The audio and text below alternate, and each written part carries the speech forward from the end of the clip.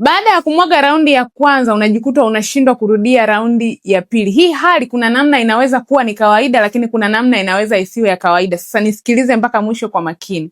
Mwanaume anapomwaga raundi ya kwanza anaingia kwenye kipindi kinaitwa refractory period. Hiki ni kipindi ambacho mwanaume anasubiri kurudia raundi ya pili. Kwenye hiki kipindi hisia huwa zinakata, lakini pia maumbile yanashuka. Hiki kipindi kinatofautiana kulingana na umri. Mwanaume mwenye umri mkubwa basi ana muda mrefu wa kusubiri kuikia raundi ya pili, lakini mwanaume mwenye umri mdogo ana muda mfupi kusubiri kuingia kwenye raundi ya pili. Lakini pia kwa kawaida wastani mtu asubiri kuanzia dakika 5, 10 mpaka 15. Lakini zipo factors zingine zinazoweza kumsababisha huyu mwanaume akachelewa kurudia raundi ya pili. Inawezekana ikawa ni mazingira, lakini pia inawezekana kuwa mwenza wako hana ushirikiano mzuri wakati wa tendo, lakini pia changamoto kama za hormone.